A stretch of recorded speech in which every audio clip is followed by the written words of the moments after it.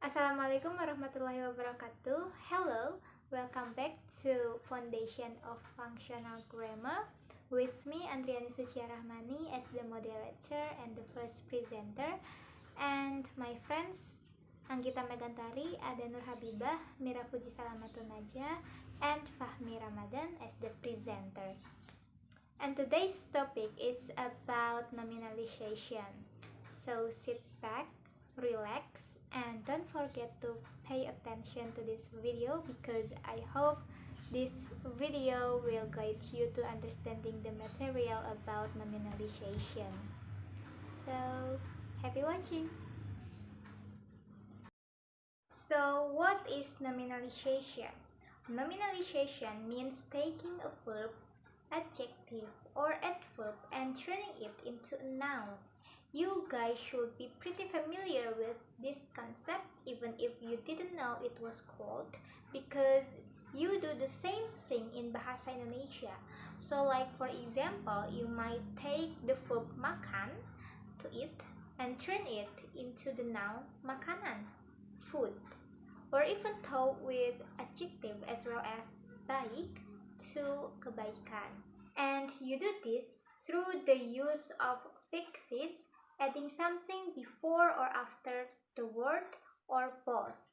And in English is very similar. Most of the time we will use suffixes to change verb or adjectives into noun.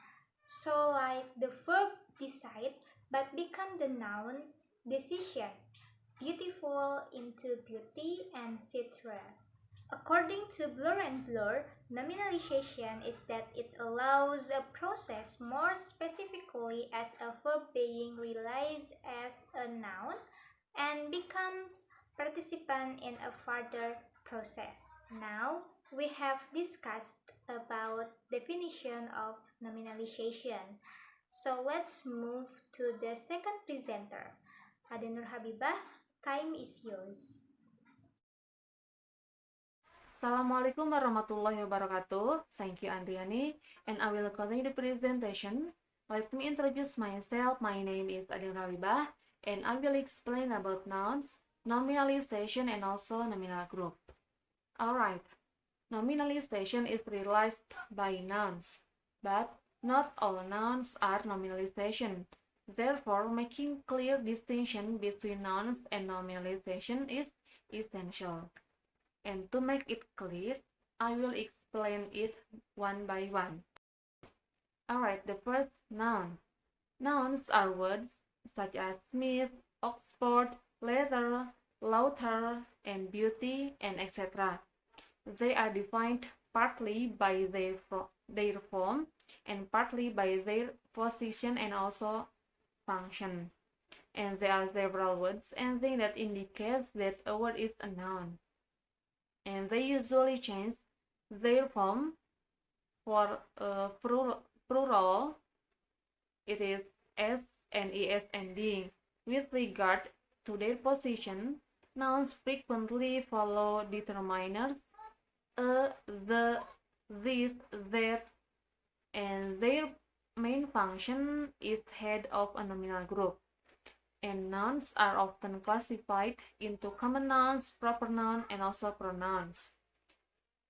And then Thomson and Doga distinguish concrete nouns from abstract nouns. And the second is nominal group. Nominal group is the grammatical unit which allows the widest range of meanings to be expressed. And it is also typically a group with a noun as its head. That noun is likely to be modified either before the noun or pre-modifier, or after the noun or post-modifier or qualifier, or both. And also nominal group can function as subject, complements, and also object of preposition. And according to Halliday and Mathiesen, nominal group includes three components. It is pre-modifiers, head noun, and also post modifiers or qualifiers. And the last one, or our topic, is nominalization. Nominalization is a feature of lexical density in formal writing. It results in high lexical density of the text. It is according to Agins. And the lexically dense style can also be found in the nominal group because it has uh, the ability of making a great number of lexical items and build long noun phrases by means of pre-modifier, post-modifier, or both. Anomalization is the process of forming a noun form, some other words class. For example, judgment rather than judge, development rather than develop, and then admiration rather than admire. And then changing a verb or other word into a noun is called nominalization. And I think that's all from me. Thank you for your attention, and the next material will be delivered by Mira Fuji Salamatun Najah. Thank you, Adenur Habibah. The next, we will discuss about functions of nominalization. Nominalization makes the whole text a solid block of information. In other words, due to a great deal of nominalization, the text is very dense as the information is compacted and difficult to process. This according to Wenyan 2012.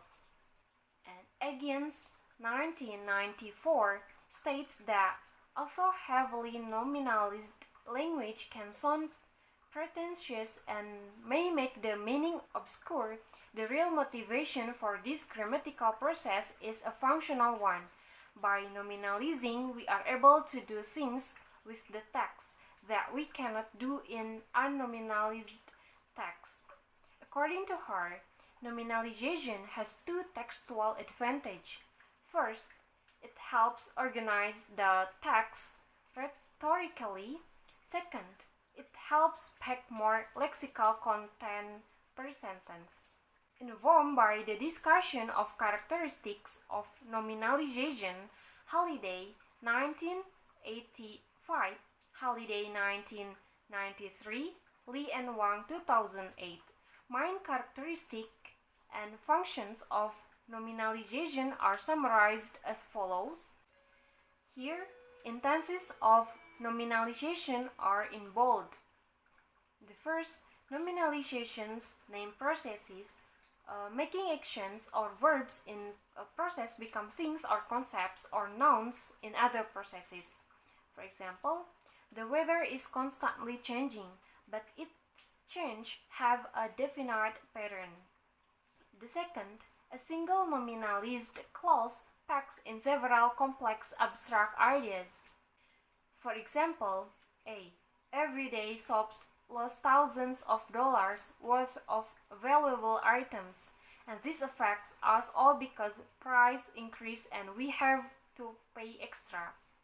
B. The daily loss of thousands of dollars worth of valuable stock ultimately affects us all through increases in price. And the third, nominalization creates long noun phrases to produce a lexically dense style. For example, Hubble's finding about the expansion of the galaxies revolutionized our understanding of the universe and its origins. Alright, that's all from me. The next material, still about the functions of nominalizations, will be delivered by Fahmi Ramadan. Alright, thanks to Mira who has explained the functions of nominalization first. Now I will continue to explain about these functions of nominalization. Okay, so the next functions of nominalization is to reduce or to lessen the number of clauses used in a sentence. So with normalizations, the informations can be more add to the nominal group. As we can see in the example, so when this a sentence in its original form, it has three clauses, but with nominalizations it can be just one clause. Let's see. If the method of control is used is first clause, and trains will constantly run more safely and faster is the second clause. And when the weather conditions are most adverse, it is the third sentence.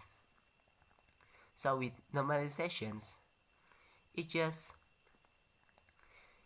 be one sentence.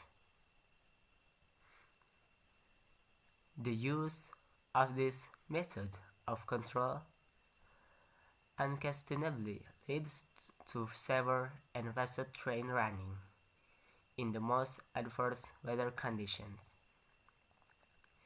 So we can highlight for the word used and running. It is those are nominalizations from the previous clauses. Okay, I will move to the next functions of these normalizations. It is verbs become concept then actions in nominalizations. So the writer with this nominalization has a capability of expanding the amount and density of informations to make future comments or etc. in the sentence. Well, for the example, as you can see, for the first, the company decided to expand its asset base. It is one sentence, but if we use nominalization to it can be just more simple and more information can be added to the sentence. Like the decisions to expand the asset base. So decided in the first example, in the normalization can be just noun, the decision. And after that, we can add more information to it. The decision to expand the asset base was a significant shift in the company's financial strategy. This is the new information added in the sentence. Well, in scientific discourse, it's the one high degree of normalizations with all grammatical metaphor that involves. This because the structure and argument in scientific writing, it's like a, well, according to Holiday, the core of scientific text was the development of chain of reasoning in which each step leads to the next or another step. So with this normalization, the whole steps or with 2 or 3 steps can be explained together in just one sentence. So that's why this normalization is used in the scientific writing or something like that. Well, I think that's all for the functions of these normalizations. The next material is the classification of this normalization. Alright, thank you Fahmi Ramadan. Hello everyone, my name is Anggita Megantari. I would like to explain about the next material, that is classifications of nominalization. Various forms of nominalizations have been discussed in literature like Banks, Halliday and Martin, Halliday and Mathieson, Harnett and Humphrey. Overall, nominalization in light of the functional approach can be divided into two common kinds. Number one, verbal nominalizations, for example, decision for decide. There are three subtypes of verbal nominalizations. First, forms of verbs and nouns have the same stems. And the next, verbs change their stems internally to become nouns, and the last, suffixes are added to verbs to form nouns. And number two, adjectival nominalizations. For example, strength for strong. For adjectival nominalizations, suffixes are added to adjectives to form nouns. According to Humphrey et al., 2012, in addition to verbal and adjectival nominalizations, conjunctions can be transferred into nouns to express cause and comparison. Let's see the first example. The customer left because the food was cold. Conjunction because is used to express the cause. And the next example. The customer's reason for leaving was the cold food. However, in this sentence, because is nominalized by reason. And the third example, Roebourne is a small town whereas Karata is large. Similarly, in this example, conjunction whereas is used to compare and contrast. And the last example, one difference between Roebourne and Karata is size. In this sentence, it is nominalized by difference. Alright, maybe that's all for me. Thank you. Alright everyone, here is the example of the text. The words that bold and italic are nominalizations. The result of our analysis, there are 5 nominalizations from verbs to nouns. First, reproduction from reproduce, mutation from mutate, and variation from vary. And there are 2 nominalizations from adjective to nouns. Duplication from duplicate, and composition from composite. Yeah, that's all. Here I will read the summary of nominalization. The concept of nominalization, the relation between nominalization nouns and nominal groups are discussed in this video. Besides, function of nominalization as well as classification of nominalization are also described. In summary, from the functional point of view, nominalization is the process of turning verbs or adjectives into nouns. This leads to two main common types of nominalization: verbal and adjectival nominalization. However, a noun can be added a suffix to become another noun, and a conjunction used to express cause can be replaced by a noun. Also, nominalization is a form of noun. Not every noun is nominalization. It has been shown that nominalization and nominal groups lead to high lexical density, of the text as they pack more content meaning. Nominalization is a typical feature of academic and scientific writing, characterizing complexity of writing language. So that is nominalization. Thank you so much for all the members of Group 4 who have conveyed material well.